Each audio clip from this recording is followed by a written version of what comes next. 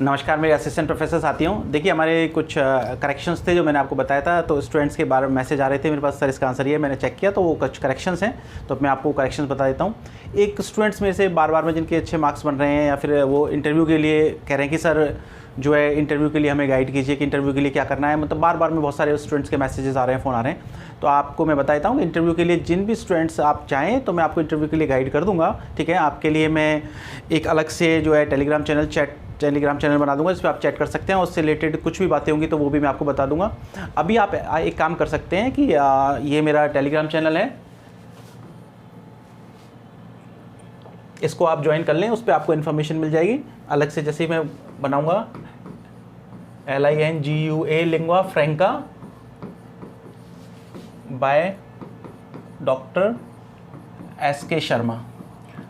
और यदि इससे रिलेटेड आपको कोई दिक्कत आए तो ये नंबर है, इस पर कॉन्टेक्ट कर लेना 80016608 ठीक है। तो इस पर कई स्टूडेंट्स मेरे से कह रहे हैं कि सर नेट से रिलेटेड हमारे नंबर तो अच्छे बन रहे हैं, हमारे किसी के 115, 116, 117 तक मार्क्स बन रहे हैं, कह रहे सर लेकिन हमारा नेट ही नहीं है। तो नेट के लिए भी आपको जो भी गाइडेंस चाहिएगा जिस तरीके की, मैं आपको बता दूंगा। दूसरा, इंटरव्यू से रिलेटेड जो भी गाइडेंस होगा, किस तरीके से आजकल क्या ट्रेंड चल रहा है, किस तरीके से इंटरव्यूज़ में क्या क्या चीज़ें पूछी जा रही हैं, अपने आप को किस तरीके से इंटरव्यू के लिए प्रिपेयर करना चाहिए। क्योंकि यदि आप मेंटली रूप से पहले से प्रिपेयर हैं तो वहाँ पर अच्छी तरह से परफॉर्म करवाएंगे। आपको कौन से क्वेश्चन पूछे जाते हैं, एक्सपेक्टेड क्वेश्चन यदि आपके माइंड में पहले ही हैं, ठीक है ना, तो वो पूरा स्ट्रैटेजी मैं आपको बता दूंगा कि इसके बाद वो टीचिंग है, टीचिंग करते वक्त क्या ध्यान रखना चाहिए, वहाँ पर टीचिंग करते वक्त कौन कौन से क्वेश्चन पूछते हैं, टॉपिक किस तरीके का सिलेक्ट करना चाहिए, आपके यदि किसी स्पेशलाइजेशन है तो उस स्पेशलाइजेशन में क्या क्या बातों का ध्यान रखना चाहिए, है ना। वो सारी जो चीज़ें हैं वो मैं आपको एक बार कर दूंगा, ज़्यादा बड़ा टास्क नहीं है। उसके बाद आप आराम से उन चीज़ों को अप्लाई करके आराम से कर सकते हो।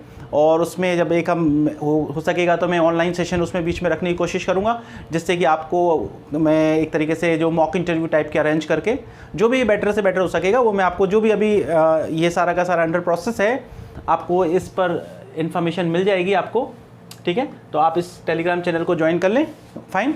और हमारे यहाँ पर जो है first grade, second grade, third grade की भी क्लासेस स्टार्ट है। यदि आप में से कोई इंटरेस्टेड हो या आपका कोई नोन हो first grade, second grade, third grade के लिए, तो आप उनको इन्फॉर्म कर सकते हैं। तो देखिए, अब मैं जो आपके करेक्शंस हैं उनके बारे में थोड़ा सा बता देता हूँ आपको कि क्या क्या करेक्शंस जो है आप हैं। देखिए, सबसे पहले तो ये है, विच out of the works raises the intense concern with the process of environmental degradation in Somalia in the last decades of 20th century। तो इसका आंसर जो है सीक्रेट्स है। नेक्स्ट जो क्वेश्चन है, देखिए ये मैंने आपको जब आंसर सॉल्यूशन बताए थे तो उसी वक्त जो है मैंने आपको जब यूट्यूब पे ही मैंने पिन कर दिया था, क्योंकि बहुत ईजी, आप जैसे ही गूगल पे डालेंगे तो अपने आप ही ये फिलिप लार्किन आ जाएगा। वो गलती से इस पर क्या है कि टैड हो गया था, ठीक है। तो इसका आंसर इसका आंसर जो है आपका फिलिप लार्किन है। नेक्स्ट जो है ये भी बहुत इजी है, यदि आप जैसे ही गूगल पे डालेंगे तो आपको इसका आंसर मिल जाएगा ना। तो इसका है the phrase double colonization referring to the ways in which women have simultaneously experience the oppression of colonialism and patriarchy was used by. तो इसका आंसर है Kirsten Patterson and Anna Rutherford. Okay, next जो है आपका, which of the following statements regarding the lion and the jewel 1958 is true. तो इसका choice होगा second, as regard plot and language it is influenced by Ben Johnson's Volpone. तो देखो, इसमें actually क्या है कि ये जो फोर्थ आंसर हमने बताया था वो नहीं, इसको क्योंकि ये जो यहाँ पे हमने पढ़ा था, जब मैंने आपको लाइन एंड द ज्वेल पढ़ाया भी था तो मैंने आपको बताया था, पूरी स्टोरी भी बताई थी। तो ये जो अर्बन गर्ल नहीं है, ठीक है ना, ये विलेज में रहने वाली गर्ल है सिद्धि, तो इसलिए ये ऑप्शन सही नहीं होगा, इसका आंसर ये होगा, फाइन। नेक्स्ट जो है, इसमें 90 में क्या है कि जैसे हमने फर्स्ट ही चॉइस पढ़ी, तो इसमें से इसका क्वेश्चन ये था कि कौन सा ट्रू नहीं है। तो फर्स्ट ही ट्रू नहीं था, तो हमें ऐसा उम्मीद नहीं थी कि इसमें और भी ऑप्शन इस तरीके, तो ये डिलीट होने की पॉसिबिलिटी है। या फिर आपको ऐसा हो सकता है कि में जब आंसर आए तो ए और बी दोनों ही आ जाएँ, कि ए किया उसको भी नंबर मिल जाए, बी वाले को भी नंबर मिल जाए, और डिलीट भी हो सकता है, ये डिपेंड करता है, ठीक है। तो इसमें ये दोनों ही चॉइसेस जो हैं ये गलत हैं, ठीक है। ये it is a stanza form of 6 decasyllabic line, ये भी गलत है। और ये वाला भी, Chaucer use it for the first time in Complaint unto Pity, ये भी गलत है। नेक्स्ट जो है ये वाला क्वेश्चन भी आप करेक्शन कर लेना, the black king and his man in Middleton's the A game at chess represent respectively. इसका आंसर होगा Spain and the Jesuits.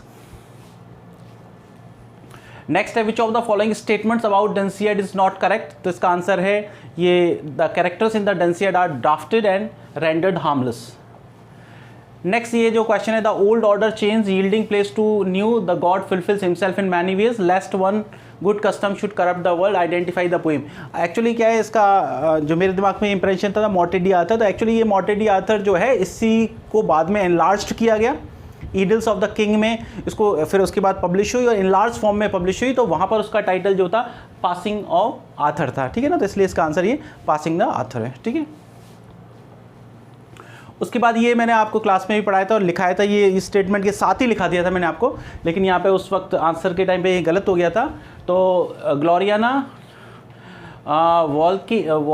Watkins bell hooks in her seminal work ain't I a woman articulate the problematic relationship between white women and black women. ये मैंने आपको वहाँ पे जब ये बताया था तो बताते वक्त यही लाइन लिखवाई थी आपको, है ना। फिर नेक्स्ट देखो, फिर कुछ पेपर फर्स्ट में वो 2 ग्रामर के क्वेश्चन मैंने उसी वक्त पिन कर दिए थे आपको हालांकि, लेकिन मान लो किसी ने उस वक्त क्लास के टाइम पे मैंने वो 21 तारीख को जो पेपर की डाली थी तो उसी वक्त जब यूट्यूब पर आपकी क्लास चल रही थी तो क्लास के दौरान ही मैंने उसको पिन कर दिया था, ठीक है ना, वो गलती से। तो वो मैं एक बार बता भी देता हूँ फिर भी। And Pan did after Syrinx speed not as a nymph but for a reed, ये पोएम मैंने गार्डन पढ़ाई हुई थी, ठीक है ना। ये गॉड है यानी फर्टिलिटी डेटी है, फाइन।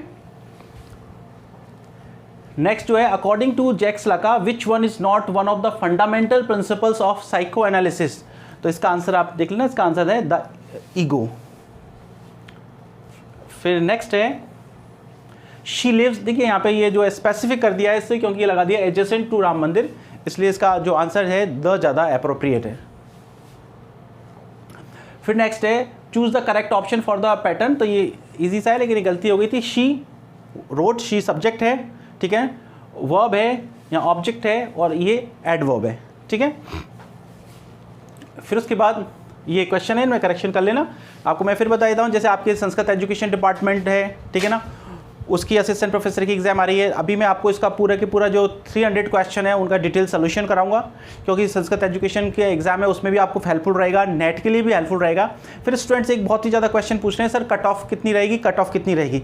तो आप कट ऑफ के लिए 1-2 दिन इंतजार और करें, क्योंकि मैं ये देखना चाह रहा हूँ कि एक बार सही कैलकुलेशन तभी हो पाएगी, क्योंकि अपन बहुत जल्दी यदि कुछ बता दें आपके पास स्टूडेंट्स के, देखो मेरा एनालिसिस कुछ अलग तरीके का, मैं ये देखना चाहता हूँ सबसे पहले तो हाईएस्ट मार्क्स कितने हैं। अभी तक मेरे पास 127 तक मार्क्स हैं स्टूडेंट्स के, जो मेरे स्टूडेंट्स हैं उनके 127 मार्क्स हैं जो मेरे गाइडेंस में पढ़े हैं।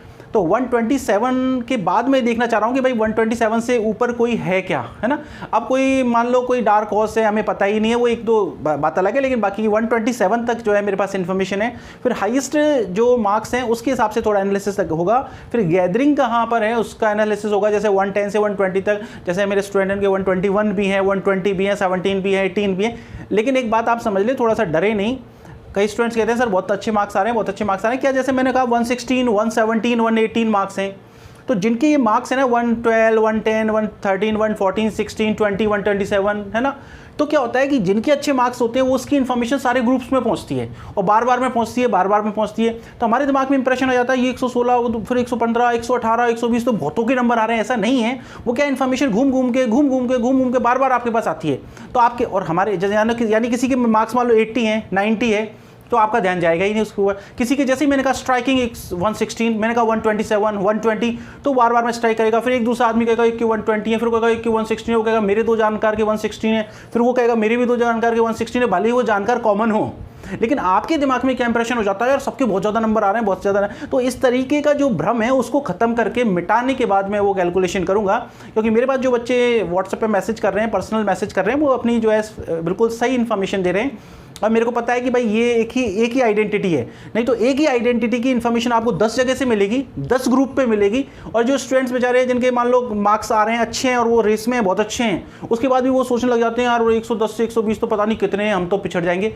हैं लेकिन इतने नहीं हैं जितने, आप घबराएं नहीं कि टेंशन करें और कि भाई बहुत ज़्यादा मार्क्स के हैं, बहुत कम ही हैं, सिलेक्टेड हैं, पढ़ने वाले जो लोग हैं उनके ही हैं।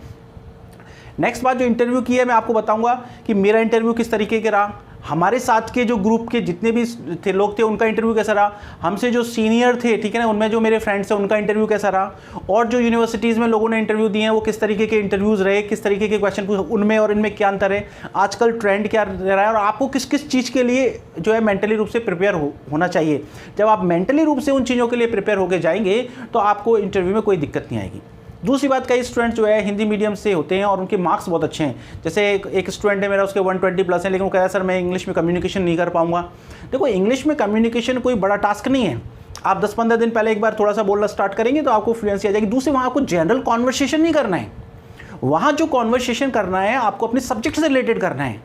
यदि मान लो वो आपके सब्जेक्ट से रिलेटेड आपसे शेक्सपियर के बारे में पूछेंगे तो आप बता सकते हैं, ठीक है। आपसे मान लो सोनेट के बारे में पूछेंगे तो आप बता सकते हैं, आपने पीएचडी की हुई है उसके बारे में पूछते हैं तो बता सकते हैं, आपको ग्रामर के किसी टॉपिक के बारे में पूछे बताओ, वो आपके सब्जेक्ट से रिलेटेड बातें करेंगे, आपसे घरेलू बात नहीं करेंगे, ठीक है ना। आप कहो कि इसके लिए मैं कोई इंग्लिश स्पीकिंग कोर्स ज्वाइन कर लो, ऐसा कुछ भी नहीं है। आपने जब जो बच्चा लिटरेचर पढ़ सकता है, जो 110, 15, 20 नंबर ला सकता है, तो वो इंग्लिश स्पीकिंग कोई बड़ा खेल नहीं है। वो तो 10-5 दिन में उसकी फ्लुएंसी आ जाएगी और उसका काम हो जाएगा, है ना। तो आप एक उससे ना डरें। इन सारी बातों पर हम चर्चा करेंगे डिटेल में। अभी मैं इतना आपका टाइम नहीं लेना चाहता, टाइम वेस्ट नहीं करना चाहता, लेकिन मैं आपको फिर बता रहा हूँ जो स्टूडेंट्स जो है घबरा रहे हैं ना, तो 110 से 20 के बीच में बहुतों के नंबर है, तो आप घबराने की जरूरत नहीं है। मेरा पर्सनल एक्सपीरियंस है। कई स्टूडेंट जो है इस वजह से डिमोरलाइज हो जाते हैं कि कई लोग अपने मार्क्स अननेसेसरीली बहुत बता देते हैं, है ना। तो ये आप डरे नहीं, ठीक है ना। कोई भी ऊपर से नहीं आया, अति मानव नहीं है कि आप सोचोगे किसी के 130 आ जाएंगे, 140 आ जाएंगे। रेयर कोई है, मैं कह रहा हूं अभी तक मेरे पास 127 तक की इन्फॉर्मेशन है।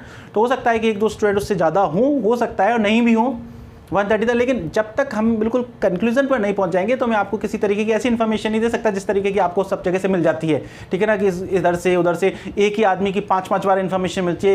120 वाला, 116 वाला, वो 10 जगह से आता है और आप सोचते हो 10 लोगों की 120 है, ऐसा नहीं है, है ना।